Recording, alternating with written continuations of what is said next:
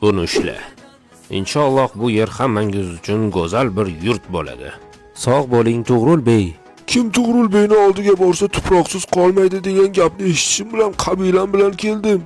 Og'am, bular kelishda davom etmoqda. Yurtimizda o'zi tuproq qoldimi? Sen ular bilan biroz gaplashib tur, men tekshirib kelaman. O'zi qayoqlardan keldingiz? Oltoylardan beyim. Biz Urallardan, Shinjon, Ulan-Bator. Saljuqiylarga butun dunyodan turklar oqib kelayotgani uchun imperiya fuqarolariga yangi, unumdor yerlar kerak edi. Hoziroq safar rejalarini tuzishga kirishamiz. Sultonim, taxtingizda biroz o'tirsangiz bo'larmidi? Taxtda o'tirish juda zerikarli. Men egarimda dam olaman. Birinchi navbatda Ozarbayjonga kirib, yangi shaharlarni qo'lga kiritamiz.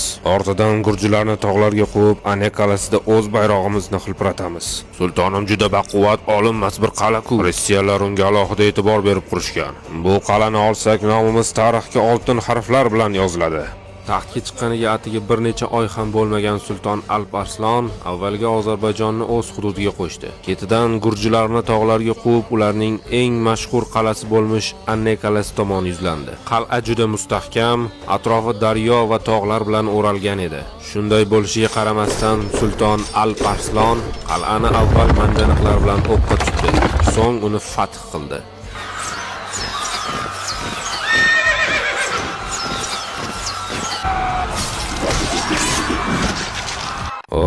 Afshinbey, sen ham shu yerdamiding? Sultonim, bilasiz-ku, bir kun u yerda, bir kun bu yerda. Sultonim, juda ko'p qon to'kyapmiz. Ertaga bizni Anek qalasini qonga bo'yadi deb eslashadi. Galvars, tarixda qaysidir qal'a qon to'kilmasdan olinganmi o'zi? Sultonim, bitta yaxshi, bitta yomon xabar bilan keldim. Yaxshisi, Abbosiy xalifaligi sizga yangi bir unvon berdi. Abul Fath, ya'ni turkchada fathlarning otasi degan. Voy bu. Yomoni, siz yo'qligingizda birodaringiz Quvurt sizga qarshi isyon etdi. Jin ursin bunaqa birodarni, yo'qligimda isyon qiladigan. Siz fathlarni tashlab ketadigan bo'ldik. Ketdik, bostiramiz. Afeting, hukmdorim. Ammo nima? Sultonim, men Anatoliyaga kirib Vizantiyaga qarshi jangni davom ettirsam bo'ladimi, demoqchimisan? Ammo bilsangiz kerak, nomimni tushundim. Otliqlarimizni olib o'sha Bizansga bizning qudratimizni ko'rsatib qo'y. Ko'nglingiz xotirjam bo'lsin, sultonim. Aytganingizdek qilaman. Omad yor bo'lsin. Sultondan minglagan tajribali suvoriylarni olgan Afshinbey endilikda Vizantiyaning bosh balosiga, Anatoliyani Anadoluga aylantirishni istayotgan birinchi raqamli insonga, Vizantiyaliklarning qal'alarini birin-ketin fath qilayotgan yengilmas jangchiga, endi ko'radiganingni ko'rasan Afshin, va ularning nazdida ushlab bo'lmas bir chaqmoqqa aylangan. Imperiyadagi muammolar tufayli sulton Alp Arslan poytaxt Isfahonga qaytishga majbur bo'ldi. Bu paytga kelib uning otliqlari Niksar va Antakiya shaharlarini talashmoqda edi. Saljuqiy qo'shinlari birin-ketin Vizantiya shaharlarini kulini ko'kka sovurib talayotganidan g'azablangan Vizantiya imperatori Diojen II asosan piyoda va otliqlardan tashkil topgan 5000 ga yaqin qo'shinni avval Niksarga, so'ng Antakiya tarafga boshladi. Niksardagi Saljuqiy otliq qo'shinlari bundan xabardor bo'lib, o'zlarining qarorgohlariga eson-omon yetib olishdi. Ammo afsuski, Afshinbey bundan bexabar edi.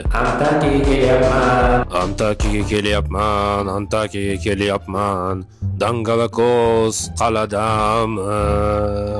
Oltinlarni men saqlayman.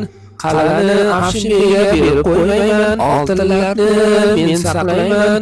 Qal'ani Afshinbeyga berib qo'ymayman. Beyim, Diojen bu yerga o'z qo'shin bilan yaqinlashmoqda. Ketishimiz lozim. Eyvoh, bu yerga bekordan bekorga kelib ketarkanmiz-da. Tashvishlamang, o'zingizni bosing. Ey, Dangalakos, Buyuring. ish qilib chiqmayotganingizni sababi jangga tayyorgarlikdanmi? Ha, 1-2 kun qal'ada jang qilib bera olamiz. Unday bo'lsa, qara Dangalakos, senga taklifim bor. Qal'adagi barcha zebu ziynatlarni bizga ber. Qal'aga kirmasdan, bir-birimizni qornimizni to'kmasdan ketaylik. Rostdanmi? Otinglar. Qal'ada nima bo'lsa otinglar. Ey Dangalakos, buyuk bir nomingiz bor. Tuhfalaring evaziga mayli qal'aga omonlik berdim. Eshityapsizmi? Aytgancha, Diojenga ham salom yo'lla. Unga ham syurprizim bor. Agar yetib kelsa, shu tangani unga sovg'a sifatida berib qo'yarsan. Bu tangaga o'sha Diojendan ko'ra men loyiqroqman. Antakiya qalasini jangsiz egallagan Afshinbey o'z qo'shini bilan Ozarbayjonga safar charchog'ini chiqarishga ketishdi. Bu paytga kelib esa Diojen o'z qo'shini bilan Antakiyaga yetib kelgandi. Xush kelibsiz, hazrat oliylari. Bu nima ahvol? Hech narsa bo'lgani yo'q, hazrat oliylari. Aksincha ko'p joy ochilib, toza havo kiryapti. Afshinbey qayerda? U ham shu yerda edi. Hiyla qilgan deb orqasiga o'girilib ketdi ahmoq. Ichki kiyimingizgacha olib ketibdi-ku. Men esa kabutar jo'natib o'tiribman. Qamalda bo'lsa ham qal'ani saqlab turing, yo'ldaman kelyapman deb. Antakiyadagi g'alabasidan so'ng ham Afshinbey bir necha marotaba Anatoliyaning naq markazida joylashgan shaharlarga hujum uyushtirdi va deyarli barcha Vizantiya qalalarini egallab, shukrki eson-omon ortga qaytdi. Salomlar bo'lsin senga, hurmatli imperator. Salom Afshinbey. Afshinbey, choping, qo'lang, ushlang. Hazrati oliylari odamlar uni radar bilan ham ushlay olmaydi. Uni ustiga juda toliqdik. Ortiq yura olmayman. Bunday kichik qo'shin bilan Afshinbeyni yenga olmasligini tushungan Diojen poytaxtga ko'proq qo'shin olib qaytish uchun yo'l oldi. Otliqlarimiz o'z safarlarida davom etisharkan, biz bo'lingan islomni birlashtirish uchun Shia Fotimiylarga qarshi yurishga kirishamiz. Eshitishimcha, Fotimiylar ochlikdan hatto saroyda ham bir-birlarini yeyishayotgan ekan. Shunga qaramay, ular hali ham bu yerlarga sohiblik qilishyapti. Sultonim go'zal xabarlar keltirdim. Halab amiri Fotimiylardan umidini uzib, o'z shahrida bizning bayrog'imizni hilpiratibdi. Sababi nima ekan? U Diojen katta qo'shin bilan safarga chiqqanini eshitgan. O'zlarida hech qanday qarshi kuch yo'qligini bilgan zahotda sunniy xutbaga bergan. Qanday amr berasiz sultonim? Vazirlar sizni kutishyapti. Men aynan shunday vaziyatni kutayotgan edim. Otlaning. Otalarimizga nasib qilmagan islomni bir mazhab ostida birlashtirish bizga nasib qiladi. Bizning chodirlarimizga nima qiladi sultonim? Sulton xalqiga otadek bo'lish kerak. Xalq qornini to'ydirib, xalq yerini asrashi lozim. Nimalar deyapsan, turk avlodi?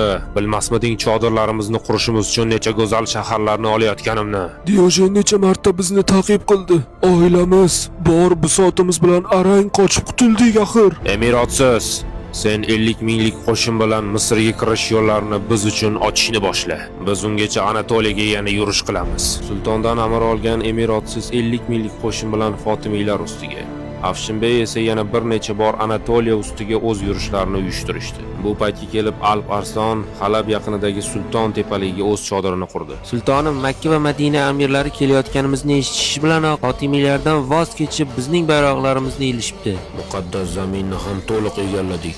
Hukmdorim elchi keldi. Diojen elchisi kelibdi sultonim.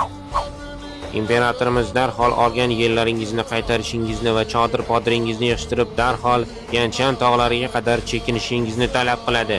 Rostdanmi? Juda qo'rqib ketdim. Tezroq qoching beylarim. Imperatorga aytib qo'y, agar jang xohlasa jang qilamiz. Ammo tinchlik o'rnatishni xohlasa unga ancha yaxshi bo'lardi. Sultonim, nega unday javob berdingiz? Ushlang, qushni ushlang. Sultonim, fojia. Otliqlarimiz Diojen katta bir qo'shin bilan Anatoliyaga kirganini aytishyapti. Ular yaqinda hujumga o'tishi aniq. Allohning g'azabiga uchragur o'zi shu yetmay turganda. Agar Diojenga qarshi qo'shinlarimizni olib ketsak, bu yerdagi egallagan tuproqlarimizni yo'qotamiz va yangidan Shia xutbasini eshitamiz. Agar degan so'zingga nima bor? Aniq hujumga o'tishimiz kerak. Unda bu yerlarni yo'qotaverar ekanmiz-da. Agar qarshi turmasak, poytaxtimizga boradi. Davlatimiz parchalanib, sen bu cho'llarda oddiy badaviyga aylanasan.